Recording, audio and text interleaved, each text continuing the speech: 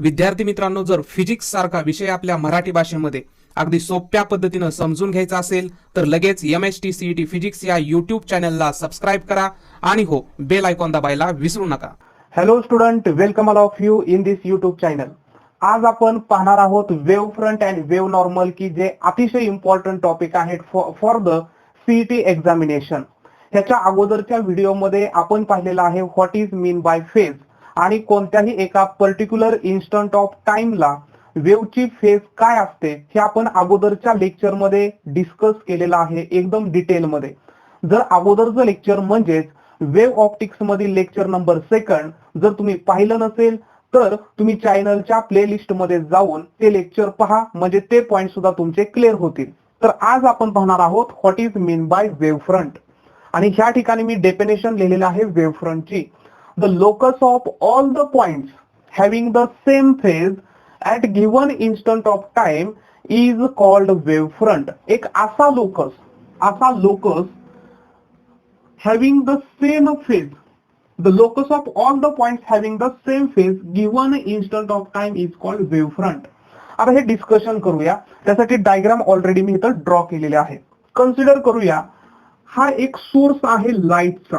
ह्याच्या अगोदरच्या video lectures मध्ये आपण primary sources and secondary sources ह्याचं डिस्कशन केलेलं होतं. आता आपण ह्या आजच्या लेक्चर मध्ये 3 प्रकारचे सोर्स पाहणार आहोत. एक असतो पॉइंट सोर्स, दुसरा आहे प्लेन सोर्स, आणि तिसरा सोर्स आहे लाईन सोर्स. तर त्याच्यामधला ह्या ठिकाणी मी घेतलेला सोर्स आहे पॉइंट सोर्स घेतलेला आहे, तो पॉइंट साइज एवढा आहे. आणि आपल्याला माहिती आहे की जो लाईटचा सोर्स आहे तो लाईट प्रोपॅगेट करणारे इन ऑल डायरेक्शन. जसं आपण एखादा बल्ब ह्या ठिकाणी ऑन केला तर लाईट जी आहे ती फक्त एका साईडला जात नाही, ती ऑल पॉसिबल डायरेक्शन्सला लाईट प्रोपॅगेट होणार आहे. आणि आजच्या व्हिडिओ लेक्चर्स मध्ये आपण लाईटला कन्सिडर करणारे ऍज ए वेव्ह, आणि light in the form of wave propagate होते असं तुम्ही इमॅजिन करा. कारण आपल्याला माहिती आहे लाईटला ड्युएल नेचर आहे, एक आहे पार्टिकल आणि दुसरा आहे वेव्ह. तर आपण वेव्ह नेचर कन्सिडर करतोय. मग हा जर पॉइंट सोर्स असेल तर हा पॉइंट सोर्स काय करणार आहे, ऑल पॉसिबल डायरेक्शन्सला, म्हणजे 3D मध्ये हे झालं, 2D मध्ये मी डायग्राम काढली, पण ऍक्च्युअली हा पॉइंट सोर्स काय करणार आहे, ऑल पॉसिबल डायरेक्शन्सला वेव्ह प्रोपॅगेट करणार आहे. आणि मग ह्या स्पेस मध्ये आपला एक असा लोकस घ्यायचा की त्या लोकसला प्रत्येक वेव्हची जी फेज आहे ती फेज सेम असते, सेम फेज. आपल्याला माहिती आहे की फेज म्हणजे काय. सपोज मी ह्या ठिकाणी ड्रॉ केली वेव्ह, तर ही तर फेज आहे 0, त्याच्यानंतर π/2, नंतर आहे पाय, नंतरचे आहे 3π/2, नंतरचे आहे 2π, आणि अशी फेज इन्क्रीज होत जाते जसं प्रोपॅगेशन हे वाढत जाणार आहे आपल्याला माहिती आहे. तर ह्या सोर्स पासून पहा 1 क्रेस्ट आणि 1 ट्रफ एवढं जर डिस्टन्स ट्रॅव्हल केलं वेव्हनं, म्हणजे वेव्हलेंथ एवढं डिस्टन्स ट्रॅव्हल केलं तर फेज किती होते, 2π. म्हणजे ही जी वेव्ह आहे 1 क्रेस्ट आणि 1 ट्रफ डिस्टन्स ट्रॅव्हल केलं म्हणजे ह्या पॉइंटची फेज किती असणार आहे, 2π. त्याच्यानंतर इथं सुद्धा 1 क्रेस्ट 1 ट्रफ म्हणजे ह्या पॉइंटची फेज पण किती असणार आहे, 2π. इथं पण 1 क्रेस्ट 1 ट्रफ म्हणजे फेज 2π. ह्या ठिकाणी पण 1 क्रेस्ट 1 ट्रफ म्हणजे हे असणार आहे फेज 2π. मग हे 2π फेज म्हणजे 1 वेव्हलेंथ एवढं डिस्टन्स, 1 वेव्हलेंथ एवढं डिस्टन्स, 1 वेव्हलेंथ एवढं डिस्टन्स असं कन्सिडर करून एक आपण जर इमॅजिनरी स्पियर कन्सिडर केला ह्या पॉइंट सोर्सच्या अबाउट, आणि जेवढ्या सगळ्या वेव्हज त्या इमॅजिनरी स्पियरला पेनिट्रेट करून पलीकडे जात आहेत, त्यावेळेस त्या प्रत्येक फेजची ह्या इमॅजिनरी स्पियर वरती जी फेज आहे ती 2π आहे, म्हणजे प्रत्येकाची फेज सेम आहे. म्हणून हा जो इमॅजिनरी स्फिअर झाला त्याला आपण म्हणणार आहे वेव्ह फ्रंट. मग असे वेव्ह फ्रंट किती असतात, तर हायजन्स प्रिन्सिपल आपण शिकणार आहोत. त्याच्यामध्ये असं आपण पाहणार आहोत की ही जी लाईट आहे ही लाईट प्रोपॅगेट होते in the form of wave front. म्हणजे वेव्ह फ्रंट, त्याच्यानंतर वेव्ह फ्रंट, त्याच्यानंतर वेव्ह फ्रंट, त्याच्यानंतर वेव्ह फ्रंट, त्याच्यानंतर वेव्ह फ्रंट. आणि हे जे प्रोपॅगेट होण्याचं जे स्पीड आहे वेव्ह फ्रंटचं, ते स्पीड लाईटच्या स्पीड एवढं असतं. ओके, मग अशा इनफायनाईट वेव्ह फ्रंट होऊ शकतात. मग सपोज अजून एकदा वेव्हजनं परत एक वेव्हलेंथ एवढं डिस्टन्स कव्हर केलं तर ह्याची फेज 2π असेल, तर परत फेज किती होणार आहे, 4π. त्याच्यानंतर ह्या ठिकाणी पण फेज किती होणार आहे 4 पाय. त्याच्यानंतर इथं पण फेज किती होईल 4 पाय होईल. इथं पण 1 वेव्हलेंथ 2 वेव्हलेंथ एवढं डिस्टन्स कव्हर केलं तर फेज किती होणार आहे 4 पाय. मग हा जो इमॅजिनरी स्पिअर मी फक्त फॉर एक्झाम्पल ह्या 4 वेव्ह दाखवल्यात. अशा इनफायनाईट वेव्ह इनफायनाईट डायरेक्शनला असणार आहेत आणि त्या प्रत्येकाची जी फेज आहे ती ह्या इमॅजिनरी सरफेस वरती किंवा ह्या इमॅजिनरी स्पिअर वरती 4 पाय असणार आहे. मग तो जो इमॅजिनरी सरफेस आहे त्या सरफेसलाच काय म्हणायचं आहे वेव्ह फ्रंट. आणि मग इथं असणाऱ्या इमॅजिनरी सरफेसचा जो शेप आहे तो स्पिअरगत आहे म्हणून ह्या वेव्ह फ्रंटला आपण म्हणणार आहोत स्पेरिकल वेव्ह फ्रंट. त्याला आपण म्हणणार आहोत स्पेरिकल वेव्ह फ्रंट. आपण टाइप्स ऑफ वेव्ह फ्रंट पाहणार आहोत. मग अशा वेव्ह फ्रंट पॉइंट सोर्स त्याच्या लगेच बाहेर एक वेव्ह फ्रंट, त्याच्या बाहेर एक वेव्ह फ्रंट, त्याच्या बाहेर एक वेव्ह फ्रंट, त्याच्या बाहेर एक वेव्ह फ्रंट आणि प्रत्येक वेव्ह फ्रंट वरती असणाऱ्या जी वेव्ह आहे त्याची फेज सेम असणार आहे. तर हा जो लोकस झाला त्या ऑल पॉइंट्सची जी फेज सेम आहे त्याला म्हणायचं वेव्ह फ्रंट. आय थिंक हे तुम्हाला आता क्लिअर झालं असेल. जर तुम्हाला अजून काही डाऊट असेल तर तुम्ही कमेंटमध्ये नक्की कमेंट करायची, मी त्याचं आन्सर देणार आहे तिथं. त्याच्यानंतरचा पॉइंट आहे वेव्ह नॉर्मल. तर ह्या ठिकाणी मी एक जी स्ट्रेट लाईन ड्रॉ केलेली आहे, ही जी स्ट्रेट लाईन ड्रॉ केलेली आहे, ही जी स्ट्रेट लाईन आहे ही इमॅजिनरी सरफेसला कशी आहे परपेंडिक्युलर. हा जो स्पेरिकल सरफेस आहे त्याला ही काय आहे परपेंडिक्युलर. ही सुद्धा लाईन कशी आहे परपेंडिक्युलर ह्या स्पेरिकल सरफेसला परपेंडिक्युलर आहे, बरोबर आहे. आणि ह्याची जी डायरेक्शन आहे ह्याची direction along the direction of propagation of wave आहे. म्हणजे ज्या डायरेक्शनला वेव्ह प्रोपॅगेट होते त्या डायरेक्शनला एक मी नॉर्मल ड्रॉ केली तर त्या नॉर्मलला म्हणायचं वेव्ह नॉर्मल. म्हणजे वेव्ह फ्रंटला जी normal in the direction of propagation of wave draw करतो त्याला म्हणायचं वेव्ह नॉर्मल. त्याची डेफिनेशन पण दिलेली आहे, a perpendicular drawn to the surface of a wave front at any point of a wave front in the direction of propagation of light is called wave front, जे मी तुम्हाला आता discuss केलेलं आहे. आता आपण पाहूया टाइप्स ऑफ वेव्ह फ्रंट. तर आपण पाहूया 3 टाइप्स ऑफ वेव्ह फ्रंट आणि मी त्याच्या डायग्राम ऑलरेडी ह्या ठिकाणी ड्रॉ केलेल्या आहेत. आता ही जी वेव्ह फ्रंट आहे ह्या वेव्ह फ्रंटचा जो शेप आहे तो स्पेरिकल असतो म्हणून त्याला आपण म्हणतो spherical wave front. Spherical wave front. आता लक्ष द्या, अगोदर मी एक्सप्लेन केलंच तुम्हाला. हा एक पॉइंट सोर्स आहे आणि point source all डायरेक्शन्सला wave propagate करणारे आणि ह्या स्पेस मधला एक इमॅजिनरी लोकस आपण असा कन्सिडर केला की त्या लोकस वरती प्रत्येक वेव्हची जी फेज आहे ती सेम आहे. तो लोकस ते प्रत्येक पॉइंट आपण जर जॉईन केला तर एक सरफेस बनणार आहे आणि तो सरफेस स्पेअर सारखा आहे म्हणून त्याला आपण म्हणतो स्पेरिकल वेव्ह फ्रंट. आता ह्या ठिकाणी कन्सिडर करूया जो सोर्स आपण घेतलेला आहे तो पॉइंट सोर्सच आहे पण हा पॉइंट सोर्स इनफायनाईट डिस्टन्स वरती ठेवलेला आहे. म्हणजे इमॅजिन करूया की ह्या ठिकाणी सन आहे. सन इज ए कन्सिडर करूया ऍज ए पॉइंट सोर्स. तर सन पासून ज्या येणाऱ्या वेव्ह फ्रंट आहेत, सन पासून येणाऱ्या वेव्ह फ्रंट आहेत त्या स्पेरिकल असणार आहेत. पण ज्यावेळेस आपण अर्थ वरून ह्या वेव्ह फ्रंट पाहणार आहे त्यावेळेस आपण त्याचा थोडासाच पार्ट पाहणार आहे म्हणून ती वेव्ह फ्रंट ऍज ए आपल्याला ऑब्झर्व होणारे प्लेन वेव्ह फ्रंट. म्हणजे जर पॉइंट सोर्स हा इनफायनाईट डिस्टन्स वरती ठेवला आणि त्याच्यापासून येणाऱ्या ज्या स्पेरिकल वेव्ह फ्रंट आहेत त्या इनफायनाईट डिस्टन्सला आपल्याला as a plane source observe होणार आहेत. ठीक आहे. किंवा आपण ह्या ठिकाणी सोर्स घेऊ शकतो प्लेन सोर्स. म्हणजे फॉर एक्झाम्पल आपल्या मोबाईलची जी स्क्रीन आहे, मोबाईलची स्क्रीन आहे, टीव्हीची स्क्रीन आहे, कम्प्युटरची स्क्रीन आहे, ती सुद्धा एक आहे सोर्स ऑफ लाईट. तर तिथून येणाऱ्या ज्या वेव्ज आहेत त्या वेव्ज अशा एकमेकांना पॅरलल प्रोपॅगेट होणार आहेत आणि एक आपण असा इमॅजिनरी लोकस घेतला प्लेन सोर्सच्या तर तो असणार आहे प्लेन वेव्ह फ्रंट. म्हणजे ही जी वेव्ह इथं पोहोचते तर ह्या प्लेन वरती असणाऱ्या प्रत्येक वेव्हची फेज ही सेम असणार आहे म्हणून ह्या इमॅजिनरी सरफेसला आपण म्हणणार आहे प्लेन वेव्ह फ्रंट.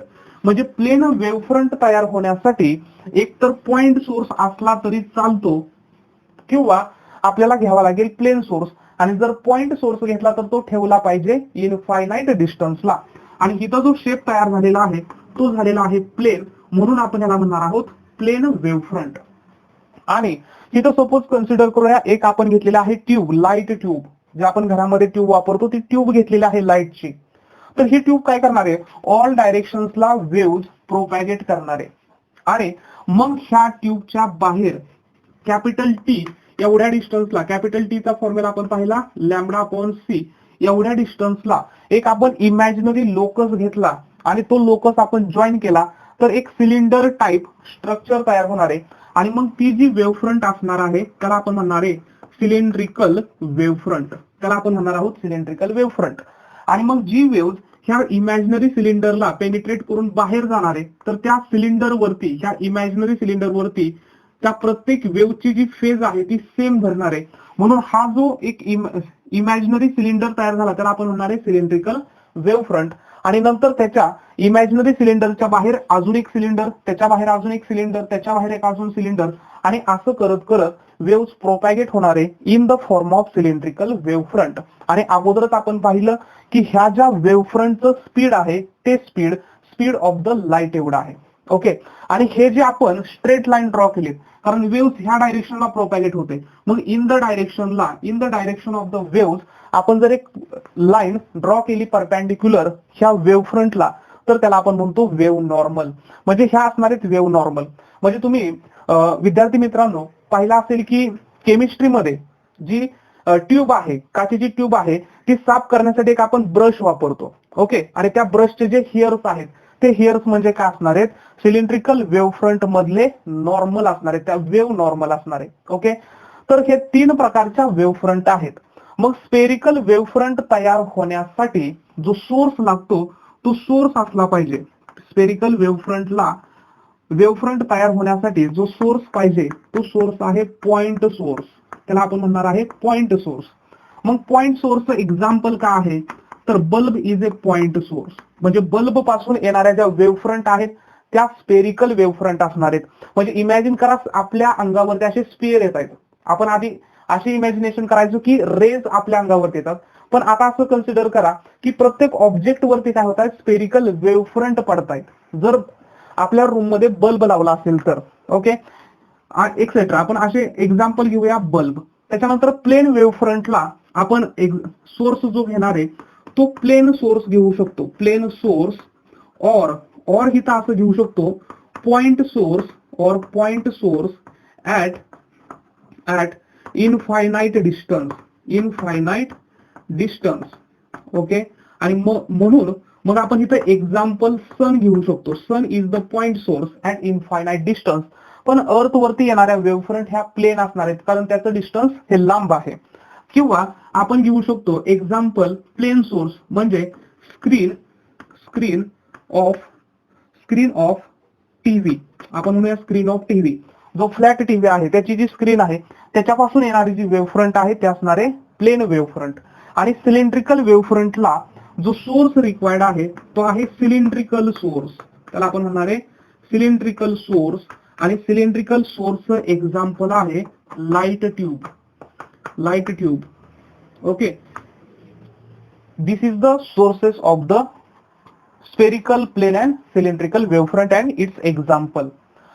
आता प्लेन वेव्ह फ्रंटचा जर आपल्याला एरिया कॅल्क्युलेट करायचा असेल, असे सुद्धा क्वेश्चन्स विचारले जातात. Calculate the area of the plane wave front, calculate the area of the cylindrical plane and spherical wave front, असे क्वेश्चन्स सीईटी मध्ये विचारले जातात.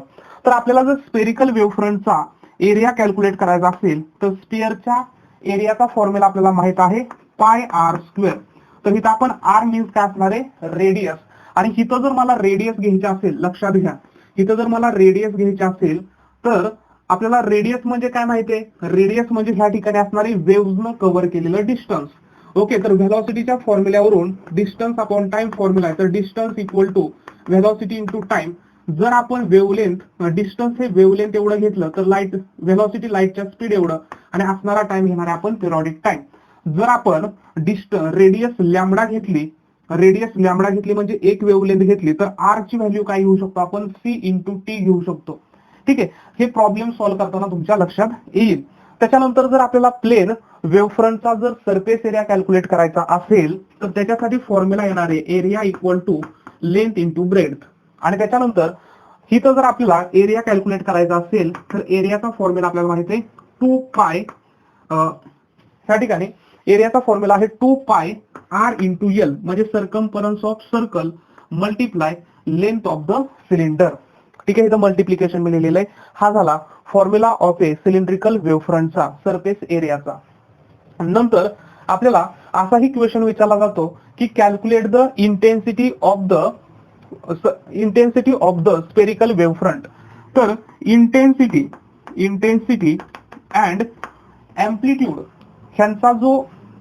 ह्यांचं जे रिलेशन आहे ते असतं डायरेक्टली प्रोपोर्शनल टू द एम्प्लिट्यूडचा स्क्वेअर. म्हणजे जेवढी एम्प्लिट्यूड जास्त त्याचा स्क्वेअर म्हणजे काय असणार आहे, इंटेन्सिटी म्हणजे तीव्रता. ठीक आहे, त्याच्यानंतर हिथं जी इंटेन्सिटी असणार आहे ती इनव्हर्सली प्रोपोर्शनल असणार आहे रेडियसचा square, inversely proportional to the रेडियसचा स्क्वेअर. म्हणजे छोटा स्पेरिकल वेव्हफ्रंट आहे तर तिथं लाईटच्या ज्या वेव्हज आहेत त्या जवळजवळ असणार आहेत, म्हणजे इंटेन्सिटी ऑफ द लाईट ही जास्त असणार आहे.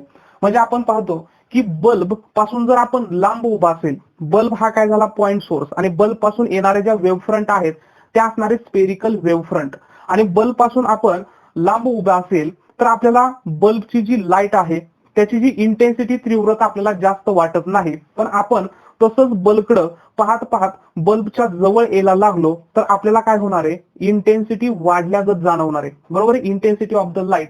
मग ती इंटेन्सिटी ही इनव्हर्सली प्रोपोर्शनल टू द असते आर स्क्वेअर. म्हणजे जेवढी स्पेरिकल वेव्हफ्रंटची रेडियस मोठी असेल तेवढी इंटेन्सिटी कमी असणार आहे, कारण हे इनव्हर्सली प्रोपोर्शनल आहे. म्हणजे intensity obeys the inverse square law, जसं आपण न्यूटन्स लॉज ऑफ ग्रॅव्हिटेशन मध्ये पाहतो. त्याच्यानंतर ह्या ठिकाणी मात्र जी इंटेन्सिटी असणार आहे ती इंटेन्सिटी असते कॉन्स्टंट. प्लेन वेव्हफ्रंट मध्ये इंटेन्सिटी कॉन्स्टंट असते, कारण प्लेन वेव्हफ्रंट मध्ये ह्या ज्या वेव्हज प्रोपॅगेट होतात ह्या सेम डिस्टन्स वरती असतात, दोन वेव्हज मधलं डिस्टन्स चेंज होत नाही. म्हणून हिथं असणारी जी वेव्हफ्रंट आहे प्लेन मध्ये ती मात्र कॉन्स्टंट असते. आणि जर आपण सिलेंड्रिकल वेव्हफ्रंटचा विचार केला तर intensity again square of the amplitude किंवा intensity is inversely proportional to the radius of the cylinder. Okay, ह्याच्यावरती सुद्धा बरेचसे क्वेश्चन्स आपल्याला सीईटी एक्झाम्स मध्ये विचारले जाऊ शकतात. नेक्स्ट पॉइंट आपण पाहूया हायजन्स प्रिन्सिपल. तर आता आपण पाहणार आहोत हायजन्स प्रिन्सिपल, जे अतिशय महत्वाचे आहेत. ओके, हायजन्स प्रिन्सिपल जर तुम्ही टेक्स्ट बुक मध्ये पाहिलं तर हायजन्स प्रिन्सिपल असे सेपरेट तुम्हाला पॉइंट दिलेले नाहीत, किंवा हायजन्स प्रिन्सिपल असे सेपरेट स्टेटमेंट नाहीत. जो पॅराग्राफ आहे त्याच्यामधूनच आपण आपल्या लक्षात राहण्यासाठी हे 3 पॉइंट्स केलेले आहेत. ओके, तर हायजन्स प्रिन्सिपल आपल्याला काय सांगतो, हे सगळं जे आहे ते हायजन्स प्रिन्सिपल आहे, त्याच्यामध्ये आपण पॉइंट्स केलेले आहेत. तर हायजन्स प्रिन्सिपल आपल्याला काय सांगतो, पहिला पॉइंट आपण केलेला आहे, every point on a wavefront behaves as if it is a secondary source of light and sending secondary waves in all possible directions. म्हणजे हे समजून घेण्यासाठी कन्सिडर करूया आपण स्पेरिकल वेव्हफ्रंट.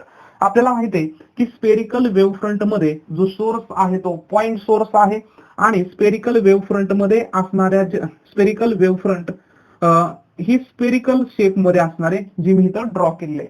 आता ही झाली वेव्हफ्रंट.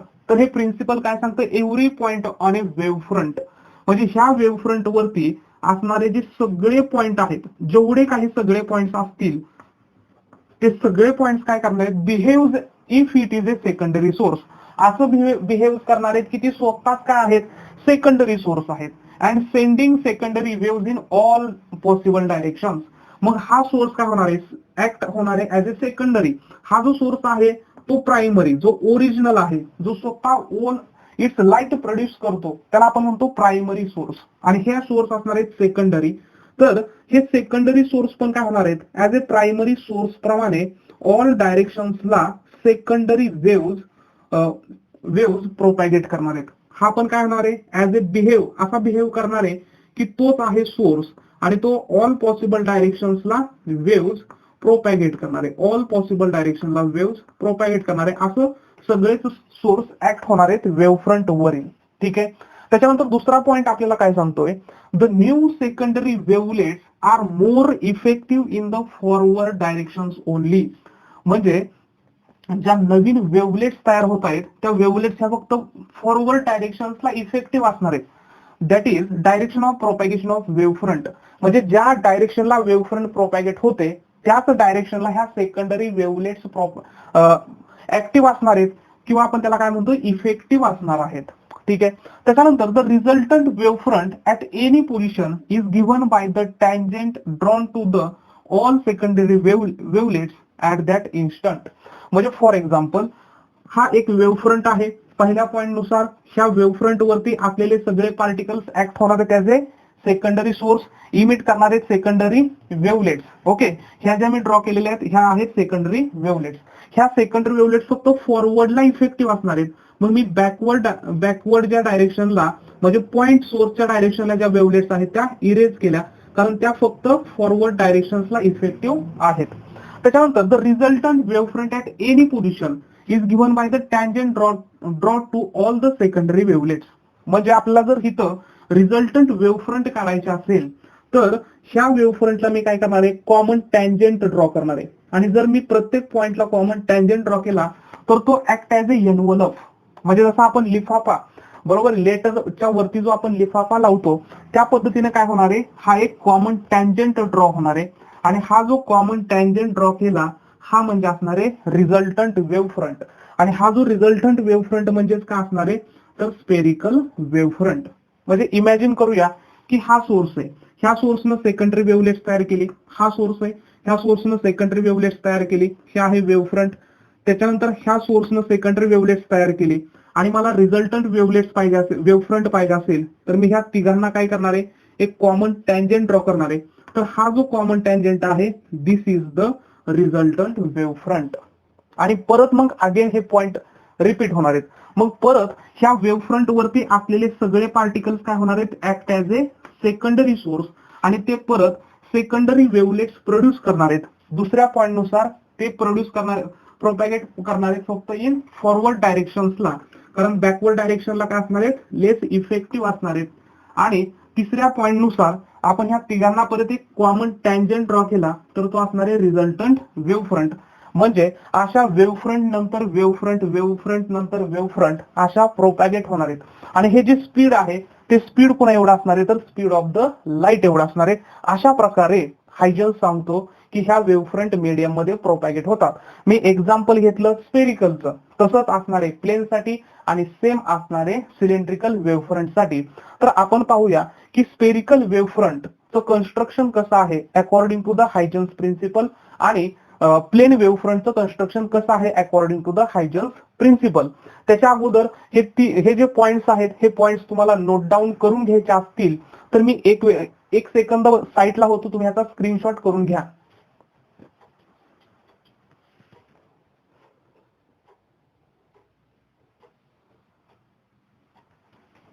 ओके ठीक आहे.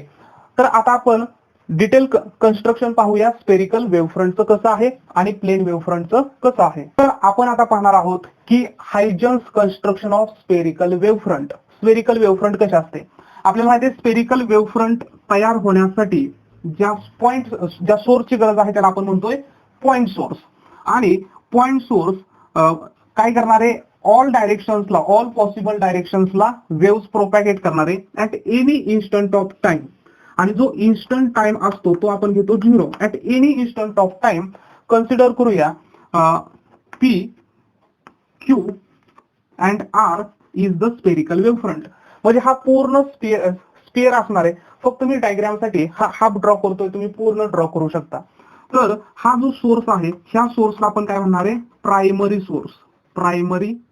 सोर्स कारण तो काय करणार आहे स्वतःची लाईट प्रोड्यूस करणार आहे. आणि ऍट एनी इन्स्टंटला एक आपण स्पेरिकल वेव्ह फ्रंट कन्सिडर केली PQR. हायजन्सच्या प्रिन्सिपल नुसार every point on the wave front act as a secondary source. तर ह्या वेव्ह फ्रंट वरती असणारे सगळे पार्टिकल्स काय होणार आहेत ऍक्ट असे होणार आहेत की तेच काय आहेत सेकंडरी सोर्स आहेत आणि ते सेकंडरी वेव्हलेट्स प्रोड्यूस करणार आहेत. आणि त्या ज्या सेकंडरी वेव्हलेट्स आहेत त्या सेकंडरी वेव्हलेट्स ह्या मोर इफेक्टिव्ह असणार आहेत इन फॉरवर्ड डायरेक्शन्सला. ओके, म्हणून ह्या ठिकाणी मी हे स्पिअर ड्रॉ करतोय. ओके, हे ऍक्च्युअल आपण पूर्ण स्पिअर असा ड्रॉ करू शकतो पण हायजन्स काय आपल्याला सांगतो की बॅकवर्ड डायरेक्शन्सला आहेत लेस इफेक्टिव्ह. म्हणून मी हे डॉटेड लाईन दाखवू शकतो. ओके, तर ह्या प्रत्येक सोर्सनं काय केलं, सेकंडरी वेव्हलेट्स तयार केल्या आणि त्या सेकंडरी वेव्हलेट्स आहेत मोर इफेक्टिव्ह इन फॉरवर्ड डायरेक्शन. त्याच्यानंतर तिसऱ्या पॉइंट नुसार आपल्याला ह्या आता सगळ्या वेव्हजला एक आपण टँजंट ड्रॉ केली. सपोज ही टँजंट ड्रॉ केली, ही टँजंट, ही टँजंट, ही टँजंट, ही टँजंट, ही टँजंट, आणि हे सगळे टँजंट जर आपण एका कॉमन टँजंट्सनं जॉईन केले की त्यालाच आपण म्हणूया एनव्हलपनं जॉईन केले, तर हा जो पॉइंट असणार आहे, हा जो वेव्ह फ्रंट तयार होणार आहे, याला आपण P1 Q1 आणि R1 असं म्हणूया. तर P1 Q1 R1 is the resultant wave front. त्याच्यानंतर हेच पॉइंट रिपीट होणार आहेत.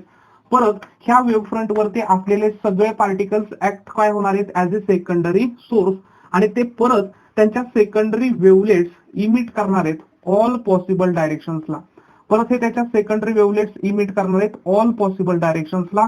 त्याच्यानंतर दुसऱ्या पॉइंट नुसार ह्या ज्या वेव्ह फ्रंट्स आहेत, वेव्हलेट्स आहेत, त्या वेव्हलेट्स फॉरवर्ड डायरेक्शनला मोर इफेक्टिव्ह आणि बॅकवर्ड डायरेक्शनला लेस इफेक्टिव्ह असणार आहेत.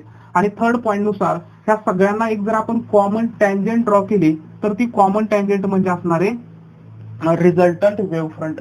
आणि परत ह्या वेव्ह फ्रंट वरचे सगळे पॉइंट ऍक्ट होणार आहेत सेकंडरी सोर्स. तुमच्या मनामध्ये एक प्रश्न असा येत असेल की ह्या पार्टिकलला, ह्या पॉइंटला आपण म्हटलं सेकंडरी, हा तर झाला प्रायमरी, मग हा झाला सेकंडरी, तर हा टर्शरी सोर्स व्हायला पाहिजे, तिसरा सोर्स व्हायला पाहिजे, हा चौथा सोर्स व्हायला पाहिजे. ते तसं नसतं. म्हणजे फॉर एक्झाम्पल आपण म्हणूया की सन आहे, सन, आणि सन पासून एका पार्टिकल वरती लाईट पडली, रिफ्लेक्ट होऊन दुसऱ्या पार्टिकल वरती पडली, रिफ्लेक्ट होऊन तिसऱ्या पार्टिकल वरती पडली, परत रिफ्लेक्ट होऊन चौथ्या पार्टिकल वरती पडली, तर हा सेकंडरी, त्याच्यानंतर हा तिसरा सोर्स, चौथा, पाचवा, असं होत नाही. हे सगळे सोर्स काय झाले सेकंडरी, आणि हा असणार आहे प्रायमरी. कारण ह्यांना स्वतःची लाईट आहे का, नाही, म्हणून हे आहेत सेकंडरी सोर्स आणि हा आहे प्रायमरी. म्हणजे ह्या प्रत्येक वेव्ह फ्रंट वरचे सगळे सोर्स काय होणार आहेत, act as a secondary source act होणार आहेत. आणि हे जे रिपिटेशन आहे हे कंटिन्यू होणार आहे. आणि वेव्हलेट्स ही स्पेरिकल वेव्ह फ्रंट, ह्याच्यानंतर स्पेरिकल, ह्याच्यानंतर स्पेरिकल, असे करत करत ही वेव्ह फ्रंट प्रोपॅगेट होणार आहे इन द मीडियम. आणि मग ह्याचं जर डिस्कशन आपल्याला लिहायचं असेल in the form of word, तर तुम्ही असं लिहू शकता let us consider A point source, consider a point source yes at instant time t equal to 0. जो टाइम असतो इन्स्टंट तो असतो 0, म्हणून इथं जो टाइम आहे तो घेऊया आपण time equal to 0. Produce a spherical wavefront at instant time t 0. Consider a spherical wavefront. Consider a spherical wavefront PQR. Okay, त्याच्यानंतर दुसरा पॉइंट आपण लिहू शकतो the all points on the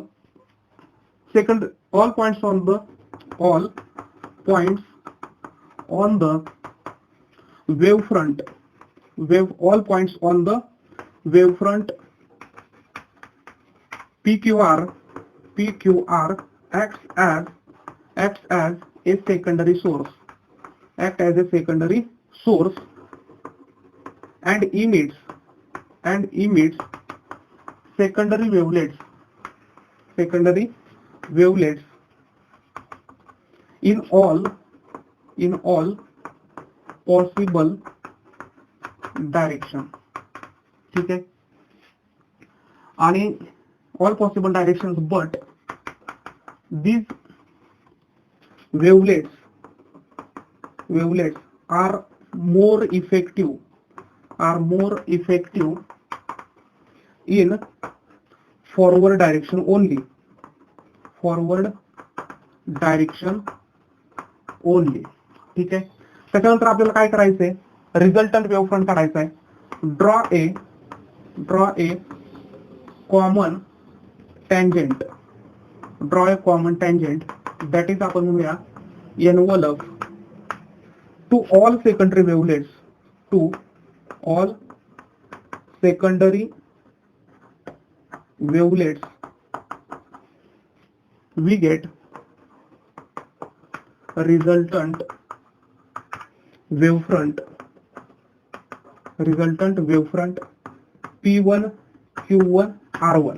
ही जी P1 Q1 R1 आहे ही झाली रिझल्टंट वेव्हफ्रंट. आणि परत काय होणार आहे, द न्यू वेव्हफ्रंट. परत ही जी न्यू वेव्हफ्रंट आहे ह्या वेव्हफ्रंट वरचे परत सगळे पार्टिकल ऍक्ट होणार आहेत as a primary source. The new वेव्हफ्रंट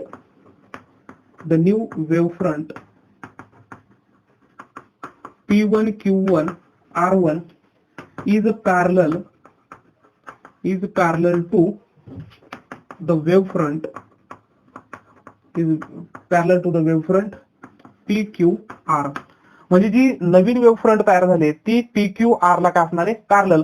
आणि अशा सगळ्याच वेव्हफ्रंट ह्या एकमेकांना पॅरलल असणार आहेत. आणि एक राहिलेला पॉइंट म्हणजे जर आपण एक परपेंडिक्युलर ड्रॉ केला in the propagation of wave आणि तो परपेंडिक्युलर कोणाला असणार आहे, सरफेस ऑफ द वेव्हफ्रंटला, तर त्याला आपण म्हणणार आहे वेव्ह नॉर्मल. म्हणजे हा source S N1 S N2 and S N3 is the wave normal. ठीक आहे. तर हे झालं हायजन्स कन्स्ट्रक्शन ऑफ स्पेरिकल वेव्हफ्रंट. आता सेम आपल्याला कन्स्ट्रक्शन पाहायचं आहे पॅरलल वेव्हफ्रंट साठी. ओके, सेम येणार आहे हायजन्स कन्स्ट्रक्शन ऑफ प्लेन वेव्हफ्रंट साठी सेम येणार आहे. त्यासाठी परत बघा हे जे आपण लिहिलेलं आहे हे सेम राहणार आहे, ह्याच्या मधले काही पॉईंट फक्त चेंज होणार आहेत. आता हायजन्स कन्स्ट्रक्शन ऑफ प्लेन वेव्हफ्रंट साठी आपण स्पेरिकल साठी कन्सिडर काय केला, पॉइंट सोर्स कन्सिडर केला. आता आपल्याला काय करायचं, let us consider A point source S at infinite distance and at instant time t0 consider a plane wavefront PQR.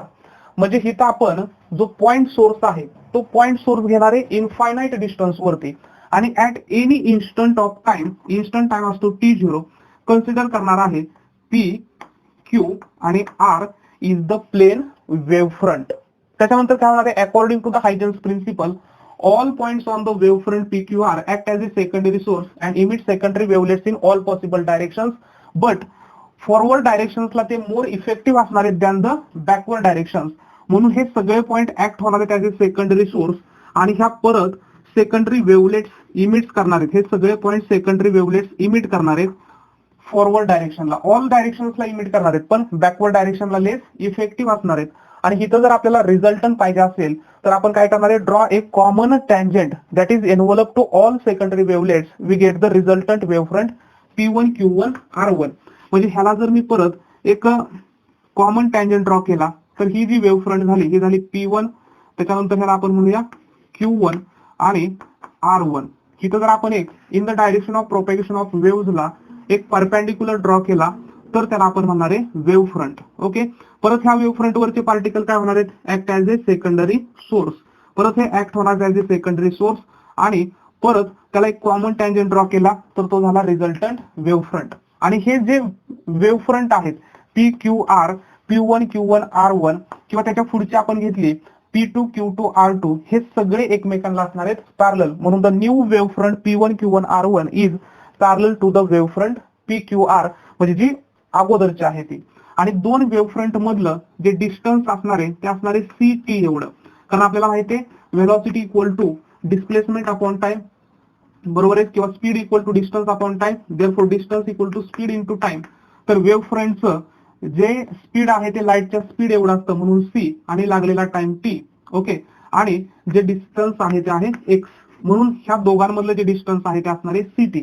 म्हणजे प्लेन वेव्हफ्रंट असेल, स्पेरिकल असेल किंवा सिलेंड्रिकल असेल, दोन वेव्हफ्रंट मधलं डिस्टन्स CT एवढं असणार आहे. C means the speed of light and T is the time, waves propagate होण्यासाठी लागलेला टाइम.